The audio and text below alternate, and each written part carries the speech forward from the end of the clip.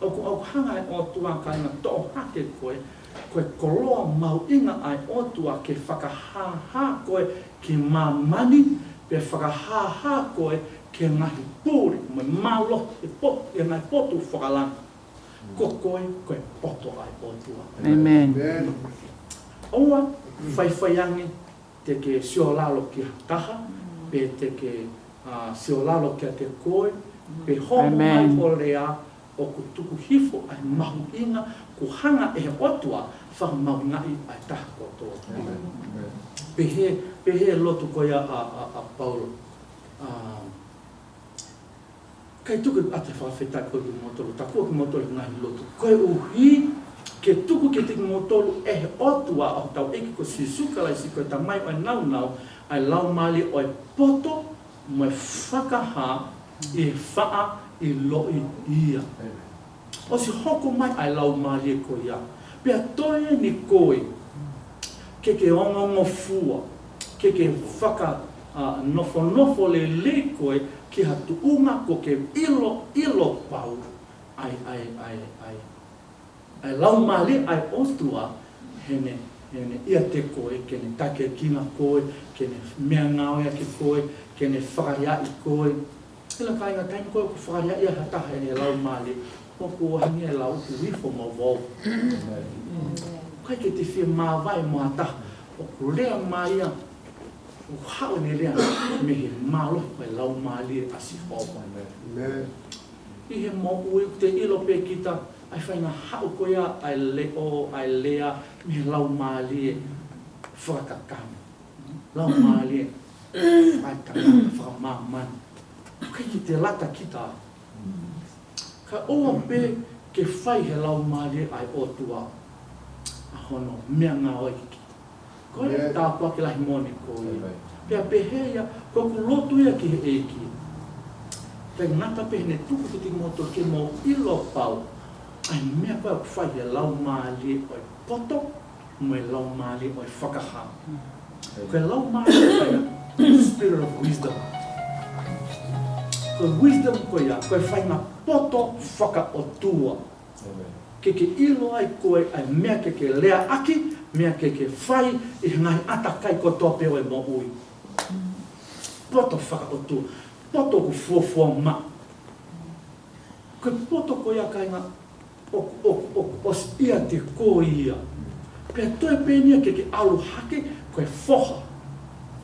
Alu hake ko ke matu a whakalau mali, ko ke ilo pau ai tataki koe whai he lau mali, ke ne whakarea i koe, he taimi koe whai ai tau whakataha. Ke ne whakarea i koe, he taimi koe ko ke whianga ngai moe kakai mo na ngai whia ma. Koe poto koe a kai ngā o ata ke te koe. Koe lotu ia, ai ke ngaho i atu, a spirit of wisdom, a spirit of revelation. Pe fola to know him better. Koe knowledge koe ia, i he lea whakaris o koe knowledge koe gnosis, o koe knowledge koe idol, o koe knowledge koe epignosis. Koe knowledge koe epignosis, koe ilo whakapatonu. Kai ngata peho ilo whakapatonu, ko ke lolo tonga tafe koe ai. Ko ke lolo tonga whakamooni, ko ia na ne whakatupu koe, ko ne o hake koe ke tatau moia i mamani. O ku lahi ka inga ai taimi o ku whapehe kau karistiane, kai ki hata tene tatau mai o tua. Koe mea koe ko whai he o tua, ko ne o hake tau tolu ia kalaisi. Ko ki tau tolu i mamani koe sino ha mai a kalaisi. O kai ki tau toi ilo whakafoi tui ki tau tolu, tau ilo ki tau tolu, hene ngāwe, nani tuutu ni, pe whakakakato si suklaisi, pe whakamoni e lau mali ai otua i te tau tolu. Tari mai a mamani, ngahi whoha ai otua, sons of God. Ai ke moha mai, he tuunga to tonu nei tuutu ni he otua, he koe whakatawata ina angaia o mamani. Amen. Oa na hanga e ngahi mahake me ngahi tala whakapoto e tangata o lo me kina ki tau tolu ke tau nofo pe ke tau ngahi tāputa mo tau pehe mahu ka whina ngau pe o tua ke tau pehe pe Koe whina ngawe ai o tuakanga ke tau pure I he mo ui. Ke tau whakahoko ai tuutuuni a Sihova I mamani. Amen. Pehe wholofola. Lau maali oi poto, moe lau maali oi whakaha to know him better. Kaka koea oi sea tane, talangia ki hanga mātua, aho peko te mo kai, te mo tatau me otua, te mo ilo ai lelei mai kou. O kai whina ngale o tua ke lolotonga pe ilo ai lelei hataha, pe toki ilo kou. Lolotonga pe o lunga ke la. Pe hatu ngai o mo ui. Lotu tai lotu. Lotu ahoni ke lotu ka ania.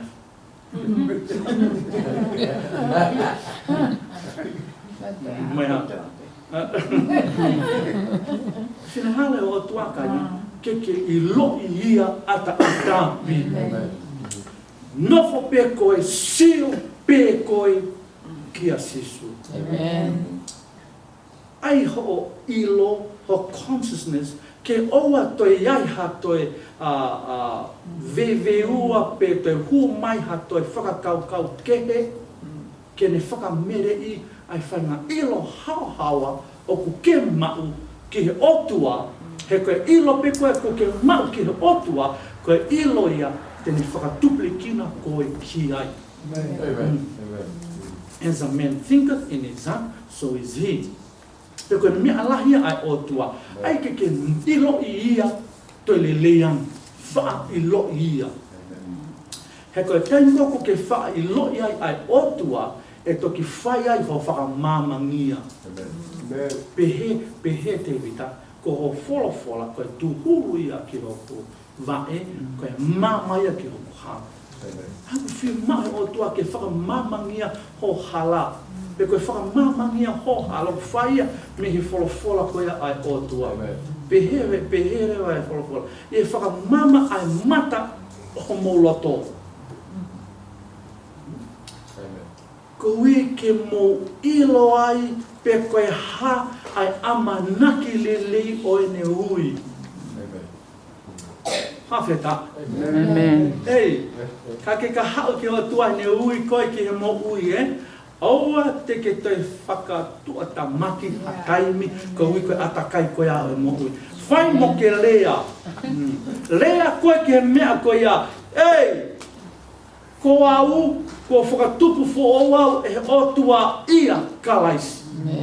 Pe ko nofo ia au ai lau mali ai otua o ne tuku mai ke te au ai mawhai o e wafo sisu kalaisi kau ka whe kau koe ho ke tua ho ai rewa ke tua he taimi wawe taku. Pe ono te whauki mai mo ui lelei loko mālohi mai ke te au. E o tua whawheta ia te o tua ko hoko e mea kua kou rea ki ai.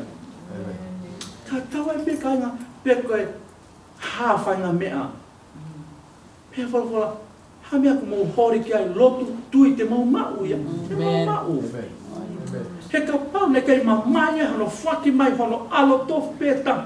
Wanoa, ne loto le leiki ako ngahi uni mea ani kotoa peki tiki mō tō. Mea ia tau tolu kai. Kai kia ha mea te tau masivai, kai kia ha mea te tau whaingata I ai. Mea kotoa pe kainga o ihe wholofola ai otua. Pe koe mea koe wholofola ai otua, fufuia ki ho loto, ko ke la langai ho mo ui, la langai ho ilo, la langai ho lea I he tapa kotoa pe o mo ui. Mea kotoa pe, o sia te koe pe ai mawhai kia. Ha mea ko ke loto ki ai. Ai ke ahi ai wholofola koe ai otua. Tala mai wholofola, a pau nofo I au lau mali ai otua, te mo ui lele. E lava pe ke au sia, ai divine healing, pe lava pe ke fōkoe I he divine health. Whemea. Te ke puke, a mo ui, puke, a mo ui, pe te ke mo ui pe koe divine health, kai ke toi mālohi mai ai mahaki, he puke ilo pau ai mea koe ai otua. Amanaki lele o ne ui, pe ke mo ilo ai koloa lele o ene tofia. The riches of his inheritance in the saints. E kaina, koe koloa lelei o ene tofia o ia koe. Koe mea ko pehea I kaina, o ko hala ai lau koea o e kakai toko lahi, koe whetu tu maali e taha pe I mamani koe whai toka. Ile whai toka, koe hui pia ko toi ai. Koe lau maali koe o e whakatuku fo'ou, ko ia ko nofo ia ai lau maali ai otua, ko ia ko ne tau whetuku mai ai koloa whaka itaniti, koloa whakalangi, koloa whaka otua, ke tau alu mo ia. He ka pate mo alu ke whai toka, o kai ke toi ai. He koe tangata, o kai koe sino ne toko te whai toka, koe tangata koe lau maali. Pe koe lau maali koe ko whakatupu fo'ou he otua, ko ia ko nofo ia Sihova, pe ko ia ko mawai ai koloa lelei o ene tofia. Ko wiki ke whakatupu koe I mamani, ai mea koe te kei mata a mamani. Ko ki tau tolu kaina koe potu koloa ia lahi taha I mamani. O kai koe panke, he koe whitu ko toa pe kai ngau kui ai koloa whakamamani, e kai ia e ane, e ala kai haa, e ngata ia. A koe mea koe a koe tofi a koe a koke mau, oku tai wha mai, tai wha uri, tai wha auha, oku tauhi I he langi, pea ko le ohi whaka otua, lola tonga pe tau whanonga I he aho kotoa pe. Me alahi ka inga kuia te tau tolu. Pike ilo ia mai toka taha kotoa pe.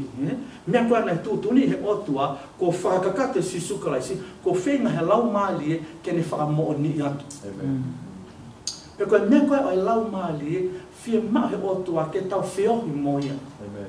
Ke reise tau eke si sukalaisi, o whalahi tau mai moe whioha no lau maali. Me alahi akan, ai ke whiohi mo no lau maali. Aha ke pongpongi, ula ke lau e wholofoa. Tāna ke lau maali, hau hinga o wholofoa, rea mai ke te au. O ko sia o ku asi, ai hangi hamea ke, o te ke wa uke ai ku ilo, ke whakamatala mai ke te au. Ila kanga fō o fia lahi lau maali ke ne whakailo mea ati ke te koe. Pe tanko ke hau ai ke o tuati mo ani, o ko si pau pe holoto he mea koe ko ke wahiwa. Kai ke toe loto ua pe loto si. Mea koe ai lau malimoni lau koe ai peke te lau e moto whamotu. Pe wholofola, mata ulaki, ila ia mana ke leo ni hui hua, koloa leo ni tofia e kainga maani ni tolu, vesan kaiwa, pe koe ha hono lahi whakamana wahe o ene mālohi ke te tau tolu kutui. Lahi whakamana wahe. Incomparable power. Haka mālohi kai kaina. Te ke lea pe koe, pe ala kia he lau maali a kalaisi, o whakahoko ia, he whai mō miniti pe koe. Kai ke toi wholo koe a kau ke holo hi whai suka, o si koe a pe toki hoka te tui. Kai ha holoto. Ka pako holoto ia, rea, he hoko ia. O te ke toi whakatai tui, o te ke vai he tai tui, ka ke mālohi I tui. He ko ke ilo pau ko ia kune tala o wha, o mawhai ia ke ne whakakaka. Pe ko ia ku tala o wha, ko ia e nuku na fo ia ki tau tolu, o ne take kina ki tau tolu ki he tau ngahi tofina ko toa pi, ai nai tala o wha ia kalaisi. Te whaasa ke ai wholofola koe. Vesa no uata. O ai vesa no ano. Ai ana ne whai kia kalaisi, ke ne whakatuhake ia mehe pekia o whakanofo ia ki ono nima to o matau he ngahi potu whakalangi. Koe mālohi koe ai otua, mālohi whakamanawahe ai otua, ai o ia te tau tolo kutui. Pe he wholofola, nei whaia, hangepe ahi nei whai kia kalaisi, o ne whakatuhake ia mehe pekia, o ne whakanofo ia he potu mao lungata. Pea pe he wholofola, ma o lunga lahi a pita ngai pure kotoa pe moe malohi moe mafi moe eki anga moe hingoa kotoa pe hui aki kai mamani pe kai mama ko ia foki e hoko pe ko tuku e ia ai ngai mea kotoa pe ki hono lalo vae ka pau ko e ulu ia ko hae vae ko e vae ko e sino ko e kupuia o e sino ko hai ai sino ko hono siasi hai hono siasi ko kakai tui ko tope I mamani ko e meno ko fai he otua ai na misteri ki mua ko whaka ilo mai eni tala mai paula ko au ko si itaha he kau apostolo ko tuku ke te au ai whaka ilo ai ngai mea whaka lilo ai ko e whina ngalo e ai otua kalaisi e tik motolu ko e amanaki leleia oi nau ia, oi hake aki, oi mo ui, whaka o tua I mamani. Awheta. Hake aki ai ulu, pe hanga e he ulu, awe whakataha, mo nai kupu o hono si. Pe naa moe vae, o kui lalo vae ai ngahi pure, malohi, mafi, e ki anga. Ko e mea e kai ngana kai ke tau ilo. Na tau pehe tau tolo si ia ue, ko a ue, whaka ofa e. Ko hei ko ilo mahe o tua, pe kai ke te si iau. Te pehe, ko wau ia koe malohi la, ko wau ia koe mo ulile, ko wau ia koe tuumale, ko wau ia koe koloa ia, ko wau ia ko mawhea mea kotoa pe, ia kalaisi ako, ia kalaisi ako, lau mali o kunofo ia, kone whakakau a, kone take kina. Mea kotoa whelawe I moe sino o kai aonga I. Mea kotoa pe whelawe I moe sino. Oua te whakakaukau I koe whakasino.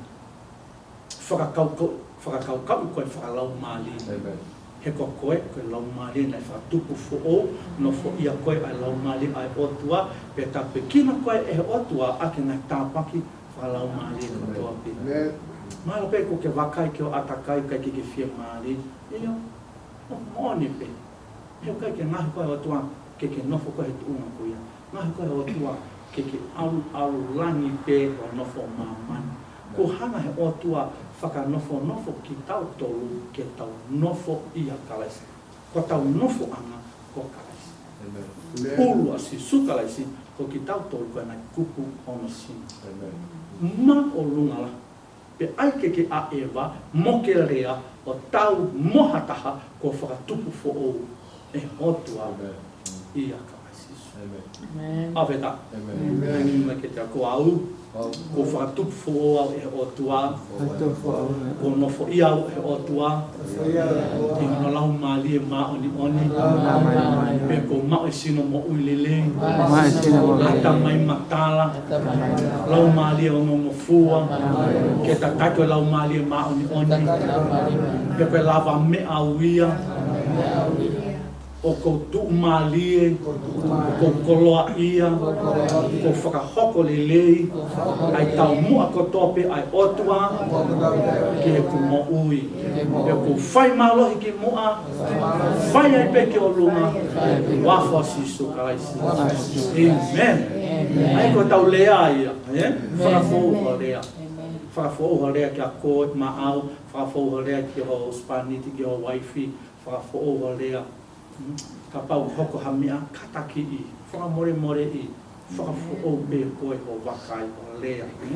He ka lava ia, ila kahau, koe kahau lele, kahau lele, kahau kako. Ka pati tau kei nofo pehe mea, whialaki oi kakang. Ia tau fo'o, te tau ke whanong pe ke lea tatau, te tau ke sio pe mea tatau.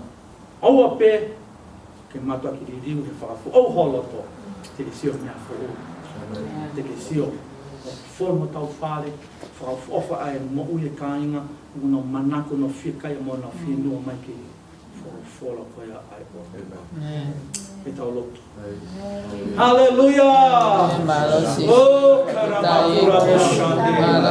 Glory. Hallelujah, hallelujah, hallelujah. Mau whawhetai lahi atu kia whioro. Mau whawhetai atu mau lau maari kia whioro. Mau i loi ho wholofola. Mau i loi ai mooni ho whiringali ki mau tolu. E ke tapu e kine ki mau tolu. E ke tapu ki whakalau maari e kotoke. Ai motu whakalangi. Kalai sisu. Ai ku mau ila roni. Kalai sisu ku a whio i honi mato mataku. Ma o lunga lahia he ngai pure kotope. Moi malo, moi mafi mafi. Moi e kianga, moi no kotope muyaki. Peo kune ma o lunga whakataha ia hono sino. Peo whakanofa ngai pure kotope hono lalo.